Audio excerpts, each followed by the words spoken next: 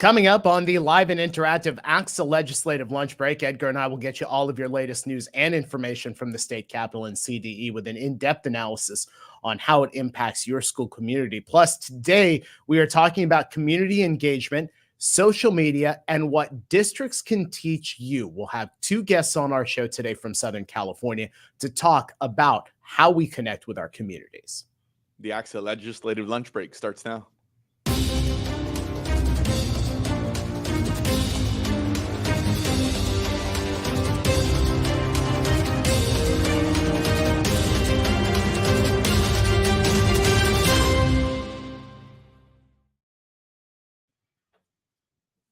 Just after 1 o'clock, we welcome you on a Wednesday to the live and interactive ACSA legislative lunch break, along with Dr. Edgar Zasweta, ACSA's executive director. I'm Naj Alikhan, ACSA's senior director of marketing and communications. Welcome. We're honored to have you with us today after taking a week off. Go ahead and jump into the chat.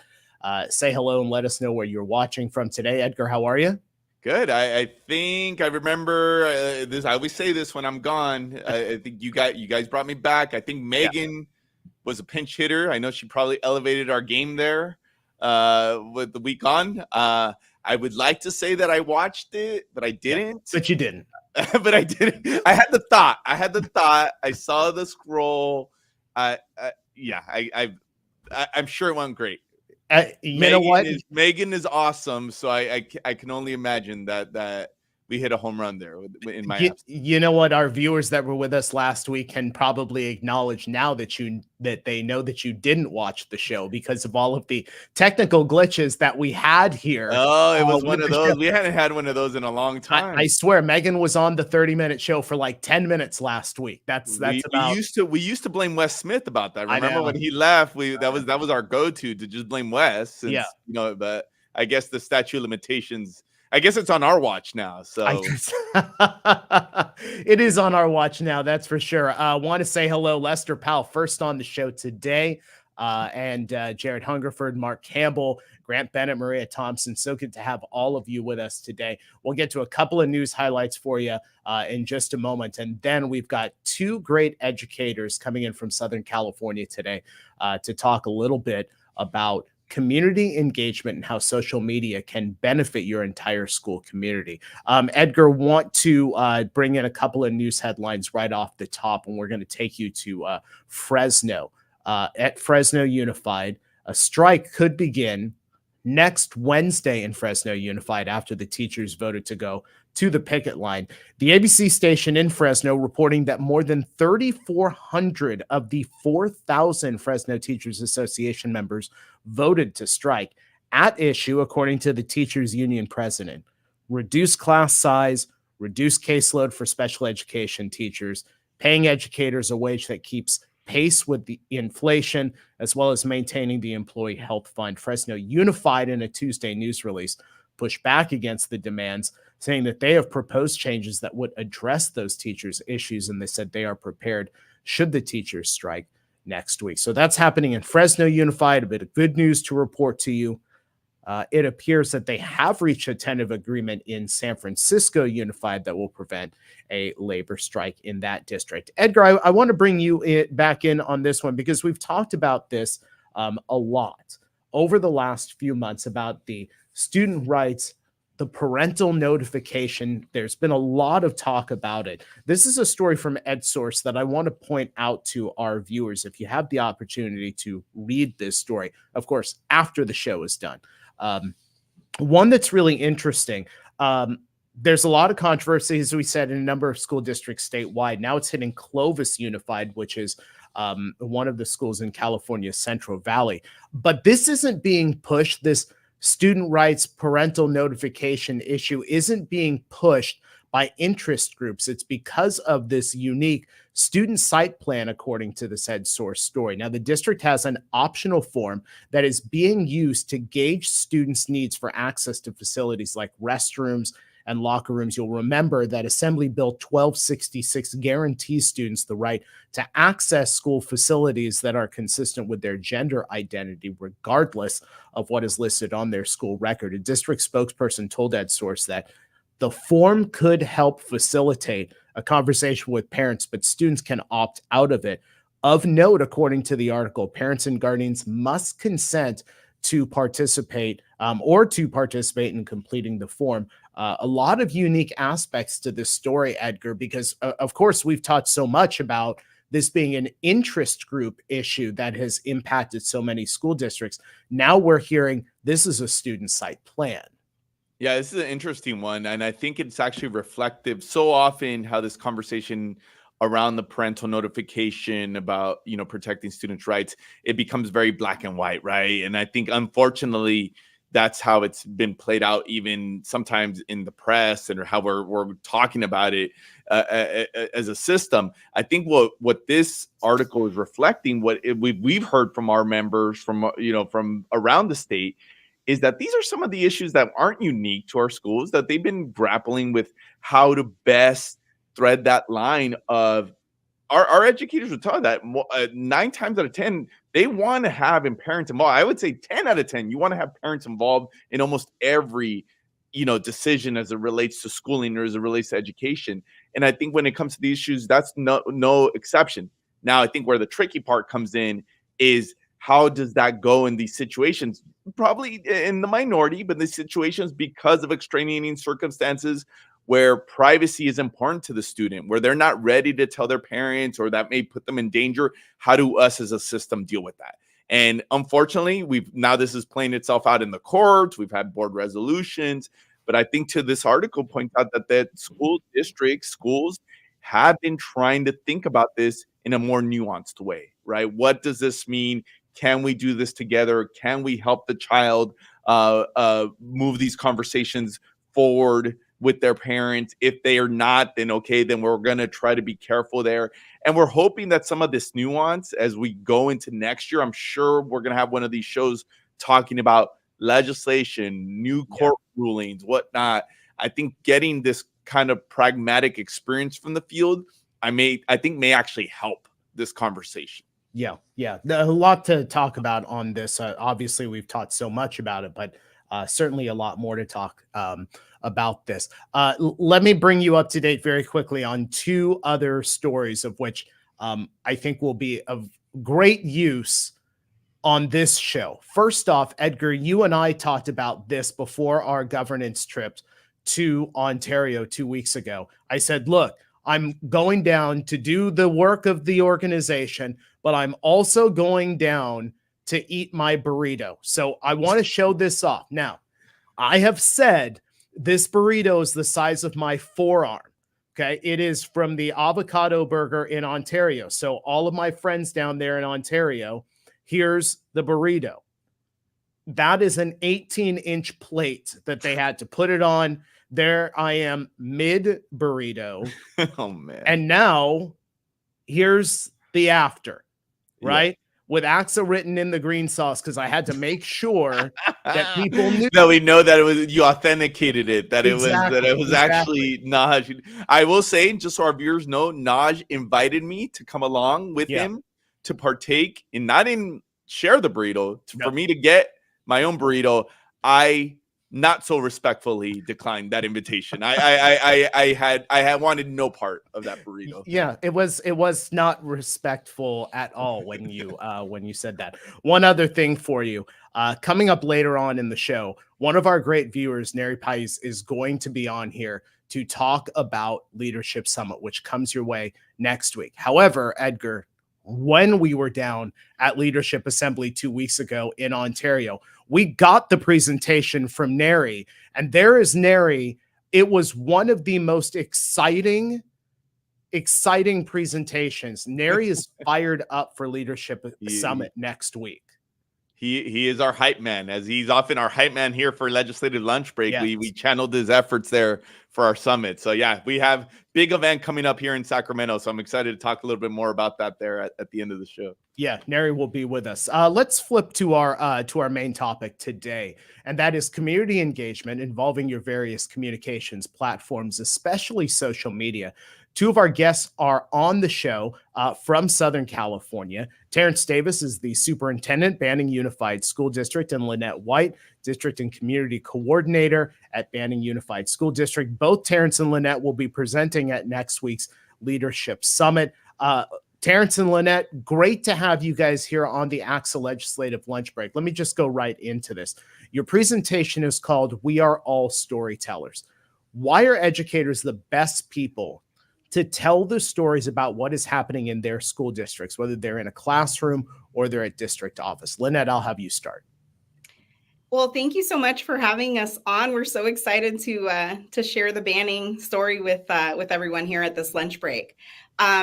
Educators are the best people to tell the story because they're the ones who get to see that special sauce that each site has, that each school has firsthand. So I think I always tell people, like, I can tell a really great story myself, but I think to tell like a really robust story of the district, you have to include everyone. And that includes not only the educators, but our parents and students.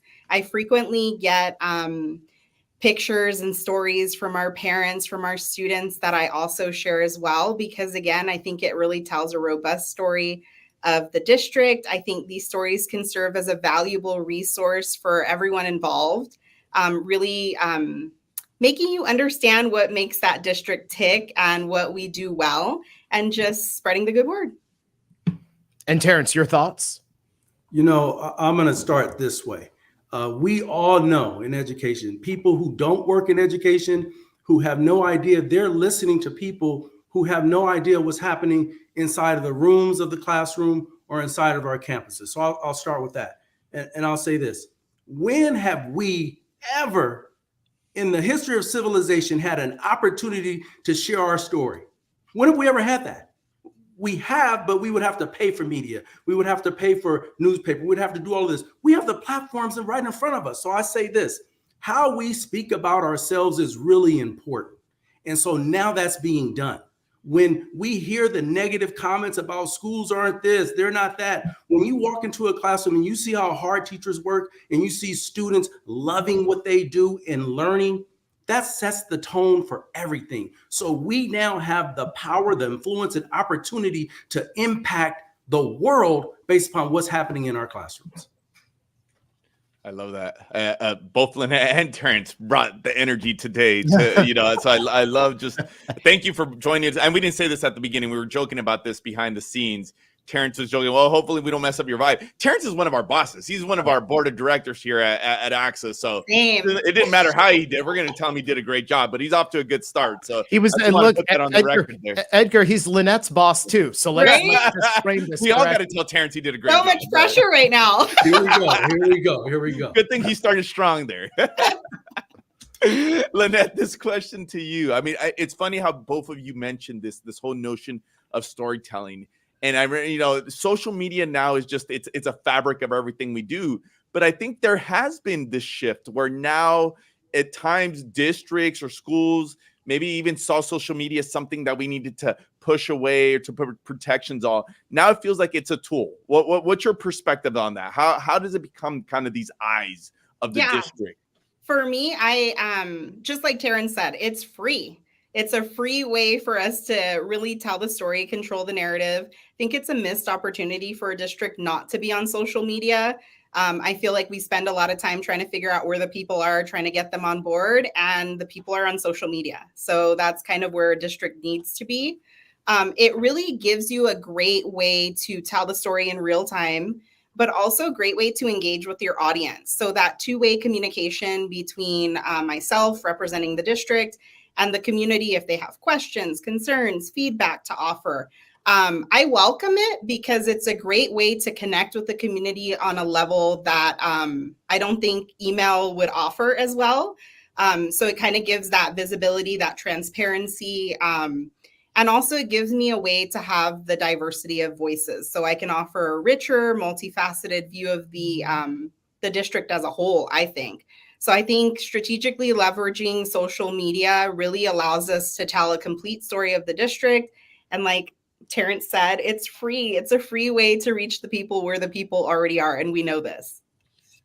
Folks, want to remind you, if you have questions for Lynette or for Terrence, go ahead and put those into the chat. We'll try and get some of those later on in the broadcast. Lynette, let's talk about the nuts and bolts of what banning is doing right now, because social media marketing, it needs to be innovative. It needs to keep evolving to be able to reach the audience. So how is your team working on this? So one of the most innovative ways that we're communicating with our audience, and I know we're going to talk about it a little bit later, but it's something that Terrence and I are super proud of, the Banning USD Real Talk podcast. Our students are listening, our community is listening, outside of our community, they're listening. So that's been really innovative. And then user-generated content. Like I said, teachers, students, and parents submit content to me. So they're going to, engage in that content. They're going to share that content, which just drives our analytics really high.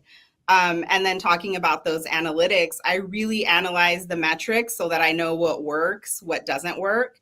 And I can kind of adhere to what's working. And then it also allows me real-time updates, like I mentioned before, quick updates about events, achievements. It's a great free way to recognize staff, students. It means a lot. It's low impact, and the ROI, return on your investment, is super high. I love that. I love that we threw in the plug. We'll make sure we throw that in again. I had to. That's something we could all learn from. So no, I appreciate that, Lynette. Terrence, one kind of shifting gears a little bit. One of the on this show, obviously, given what's going on in our state, some of the challenges, we've ended up talking about board policies, interaction with boards. That it's just been a fabric of what we've been dealing with here in California, and I would say around the country. So on this note of social media and how the board interacts with it, right? Board members are individually elected representatives. They're representatives of the district, but they also, have their own views. How do we walk that fine line, right? Because the one thing about social media, yes, you could delete, yes, you could make it go away, but those kind of live forever. So any advice? Have you guys had any issues? And I'm not asking you to call out any board members or anything, but just how do we be mindful of this interaction of many folks, now many voices potentially being seen as representatives of the district? Yeah, I'll say where we are politically in our country, in our society, it's a whirlwind. But let me back up a little bit before I get there. So I don't know about what our board policy says, and I say things that that's truthful. I'm not going to hide behind anything. But I will tell you, we had a workshop in the beginning of the year in January, and it was about how the board communicates with the public. And there's a section in that governance handbook that we talked about. We should have one voice. So if a board member really wants to say something, I think we're okay with that, but it should come through who the messenger is. And that means that we all agree that the messenger should either be the superintendent or the communications person or whoever you designate to that. That way it's one message, it's clean, it's strong. And so I remember last year's board elections, locally, there were people get on Facebook, they start talking. And I remember a board member someone who was running started responding. Now that just went viral and started creating a problem. In retrospect, it is let that thread run. Let it run. It's going to die. In our world of social media, you do a post today, no one even knows what happened tomorrow or the day after. So given that, it's how do we calm ourselves, understand who is the messenger? And then let's put it in today's context. As the world plays out in board meetings, when board members or anyone else from the organization starts to add fuel to the fire, that's what it does. It fuels the fire versus how do we put the fire out? And we put it out with our message. So our district website, our district app, if you will, is the main source of information. And that's what we try to get across to parents, our teachers, and our staff is go to the main source. And then let me just give you one example. So earlier in the year, there was something that came up. There was this post that was in social media. Now, I don't look at the district social media. I get it from Lynette. Lynette sends it or board members send it. It just lights up. And so we strategize how to deal with that. And in this specific case, because it's situational, we then put the statement inside of that Facebook post and it doused it. And this is the other thing that I will say. You kill people with positivity and kindness. You don't kill them with negativity. That just blows up and festers and does something else. But to stay out of it, have your district point person be that mouthpiece and voice of what's happening in the source for true factual information. Hey, Terrence, you have a very robust social media following. I've followed your account on Twitter for some time. You've got more than 2,000 followers, but your district has a smaller audience. that covers a variety of content, anything from Red Ribbon Week, which was just up, to athletics. You highlight staff. How important is it for your school community to see the district through a number of different lenses, through the events, through the athletics, through the academics, through the staff? How important is it to have that variety?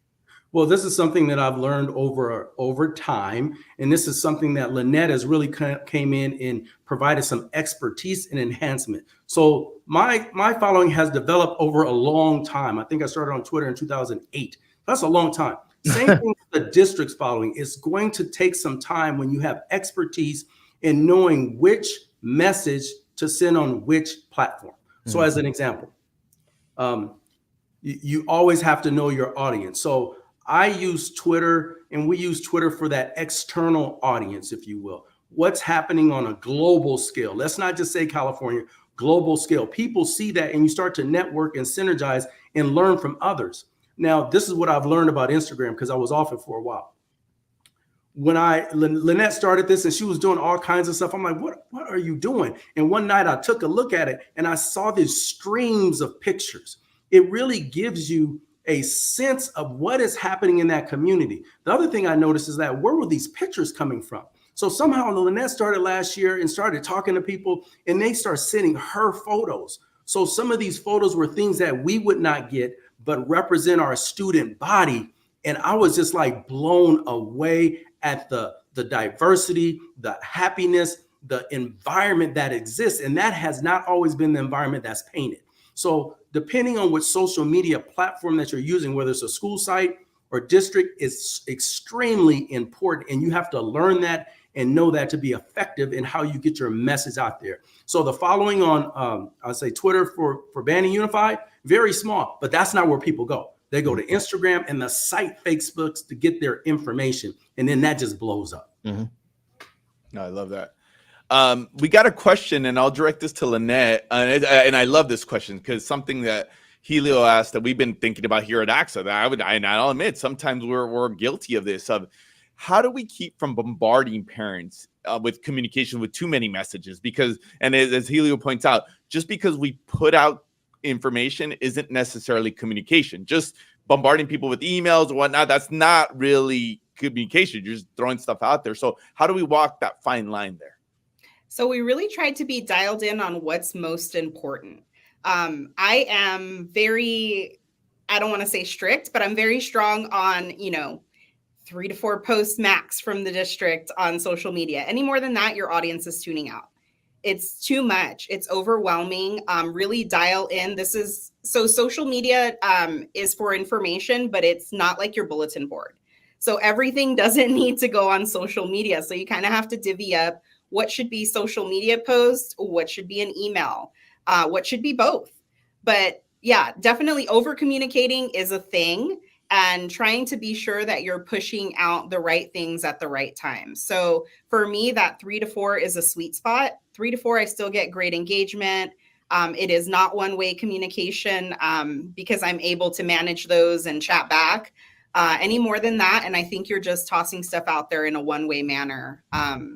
So for me, it's what's most important, prioritizing those posts. You have 5 days in a week to spread things out, schedule things out. Scheduling things out is like how my bread and butter. That's how I get everything done in a day, is scheduling things out and making it work throughout those 5 days. Now, just to remind folks, Terrence and Lynette are going to be presenting at ACSA's Leadership Summit next week here in Sacramento. But if you're not able to see that presentation, you can certainly listen to their podcast. It's the Real Talk podcast. I'm going to ask both of you, Lynette first, how did this start? How did you guys launch this? How has this developed over time? I'm glad you're asking her first, because I know I'm going to have a different answer. He's going to have so much to say. It's not even going to be funny. So yes, please come to our session, because this is a very watered down version of Terrence and Lynette. You will see so much energy in person. But back to the podcast. So I started a podcast in one of my previous districts. I believe Terrence saw that and was really interested in having a podcast here in Banning, and was like, do you think we could do it? And I said, yeah, all in. Let's just try it out and see what happens. And so just really gauging the community. I kind of asked questions to students and people in the community, and everybody was like, yeah, we love podcasts. Let's try it out. And it's just been successful. And the reason that I feel like podcasts are successful is because you can't care about someone if you don't know anything about them. Mm-hmm. And so you get to see these people and you see these statements from these people, but people are learning a little bit more about Terrence and myself, but definitely more about our guests. They're learning about our students, what makes them tick, what they're happy about, what they think that we should change. Like, it's a very free-flowing, safe space that we've created that just seems to be resonating with so many people, not even just in Banning. It's like we're in 10 different states at this point. Cool. It has just blossomed beyond what I think Terrence and I both thought it could be. But the thought really was, let's try to tell the story in a different way. Let's be innovative. And, you know, it's super key to have a superintendent that supports that. You guys in comms know this. Mm-hmm. It doesn't always happen that way. So having a superintendent who really says, yeah, let's think outside the box and do something that is perceived to be a heavy lift. And it's totally not. It's so worth it, so gratifying. So now let's hear what Terrence's different answers. I was going to say, yeah, Terrence, your thoughts on this? You know, before I dive into that, so it's just like what you guys are doing, Edgar and Naz and ACSA. You have this show. This is not, well, I'm looking at the platform like, this is fancy. This is nice. This is it's like a news studio, but it's virtual. You guys have created that. You are reaching the masses in California and outside of California. So you've taken something and you run with it and you feel strong about it. And I know both of you well, so I know you're real and I know you're authentic and I know you say what you mean and mean what you say. So that pushes to people in a certain way. So the podcast. So Lynette was in another district. We didn't even have the position. And I say this openly. I had to fight for the position. And there are certain things that, you know, we pick and choose our battles, but this was a battle I was willing to take on, and we have the position. And so what ended up happening is Lynette was somewhere, she was working. I saw this podcast and before, you know, we go through the process, she gets hired. And before she even started, she was talking about, I was like, so what do you do? How does this work? And she was talking about all this equipment. I'm like, the podcast or the this, to that. I'm like, what? I don't know. I don't want to touch it. I don't know anything. I just want to do it. So she gets to Banning and she like just slowly, well, I need this. And I'm like, oh, don't worry about that. We'll get it. We'll take it. And I have to give a shout out to Maria Lopez Torres. She's on the, she's actually in the, she's a participant right now. She commented. She's one of our parents and she was on the podcast and she talks about the community. And that's her comment right there, and reaching all the community. And that's something that was not happening here. So the bottom line, she puts it all together and we're just in this, like, I don't want to call it a closet. It's a room, this little table. This thing's got lights. I'm like, this is fancy. And so I'm like, this is what it is. So we launched it and it starts going. And I'm blown away at how many people are listening to this. Students are going, I can't wait to tune in. Our last 4 episodes have had a student who graduated in 2020 during COVID. He was a CIF basketball championship. He's graduating from Iowa College this year. Man, you listen to this dude. He's on episode 5. 5, 6, 7, and 8 are all students, and it will blow your mind to hear what's these students have in their heart about what's happening. The other thing that it provides is it provides worth and value to our staff. When they hear themselves on a podcast, that's my voice. Yeah. And other people hear it, it validates the work that we're doing. And I can't tell you, if anything else, I'm proud of this because it is bringing something to our community that we've needed forever. And Lynette just makes it happen. And so one of the things on one of the podcasts, I said, I'll have a bone to pick with you and I'm going to pick it on the air because I want it to be open. I want it to be real. I want it to be free. We don't censor the kids. They're really good. I mean, really good. So I'm really proud of the work, but it is something that helps us tell who we are as a community, what we are doing and where we are going. And I can't tell you, it is extremely powerful. So thank you for that question. Yeah, validating the work that means a lot to all of us for sure. No, before they leave, I know if they could just wear Lynette, give us the plug one last time. I'm seeing people in the comments wanting to know where do they go find it. I think you got some people hooked. So give us the plug one more time. Yes. I know. So it's on any of your favorite podcast platforms. It's the Banning USD Real Talk podcast.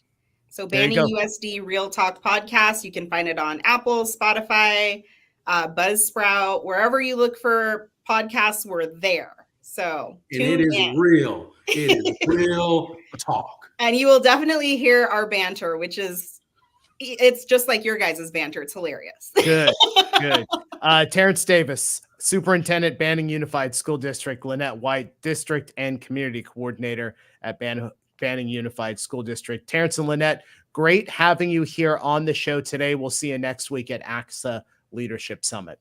Thank you for the opportunity. So all right, Edgar, we're just about to do something we have not done here before on the show.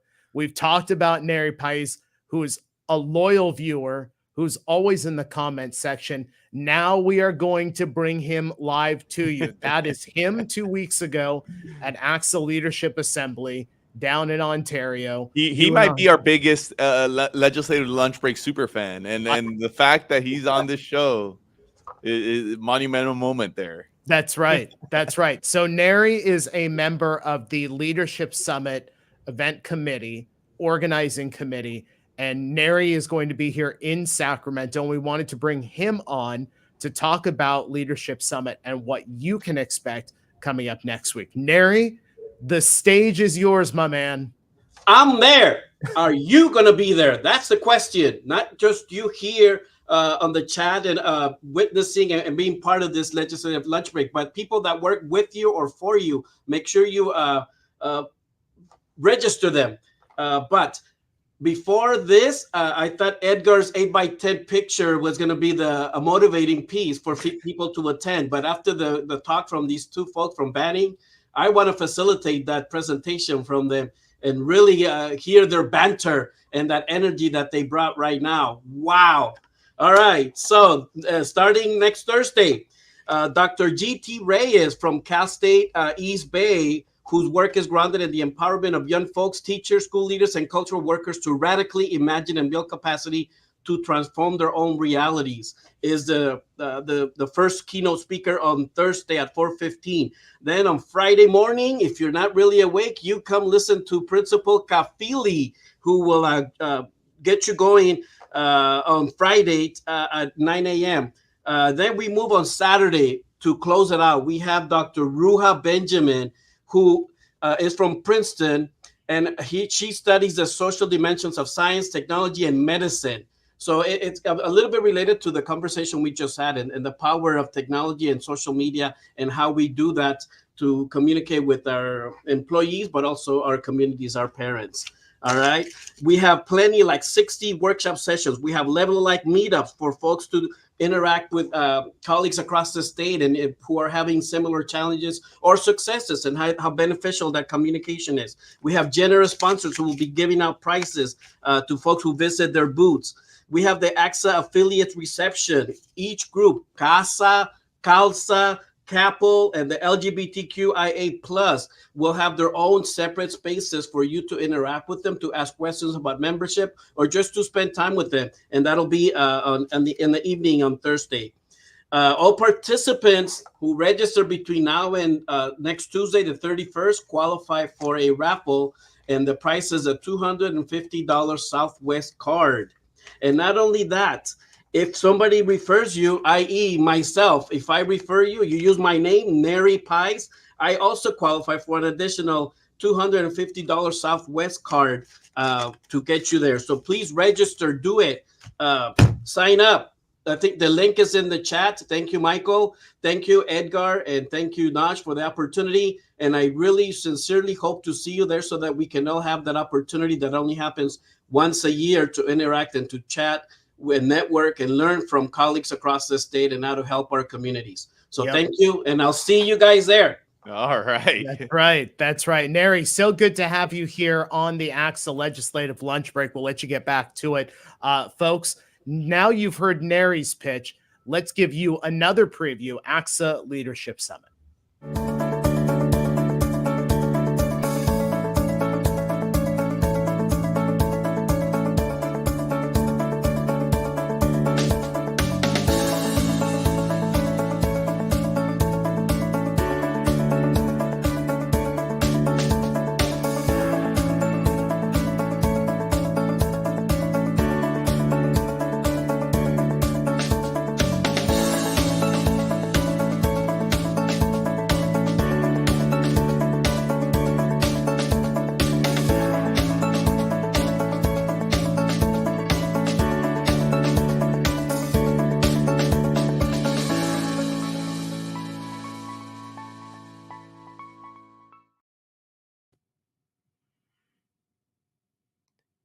Can't hear you, Naj.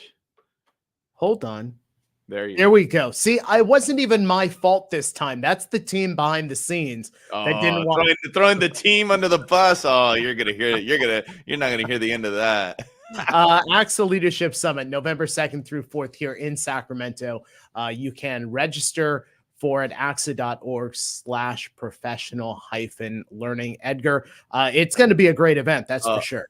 And for once, like, since when does being a procrastinator actually pay off? Like, here we're throwing all this money at people who are registering late. The people who were first, like many of the folks who are the first ones to jump in on the show here, may have a bone to pick with us. But I think we're trying to give every incentive. We're here in Sacramento. We're excited for folks here, literally down the street from where we're sitting, be taking place. I know there's going to be some opportunities to come in and visit us here, even in the ACSA offices. So anywhere around the state, especially those of you in Northern California, it's easy drive here to Sacramento. Hopefully we have a jam-packed schedule, and it's gearing up to be a great event. Absolutely. Will be a great event. Again, axa.org/professional-learning for information and registration on ACSA Leadership Summit. Jeff Oakes asked the question, do we have any Ledge Lunch Break swag next week? I'm not sure, but Jeff, Edgar will take pictures with anybody. He'll sign as many autographs as possible. I guarantee Neri will do the exact same thing next week. I'm sure we could. I'm sure Neri would be all over that. Yeah, the swag is if we're gonna get the team on that. I think there's some opportunities there. Absolutely. Folks, thank you so much for joining us here on the ACSA Legislative Lunch Break. Remember, we are live and interactive Wednesdays here on ACSA Facebook and ACSA YouTube. Have a great rest of the day and rest of the week, and we'll see you next time.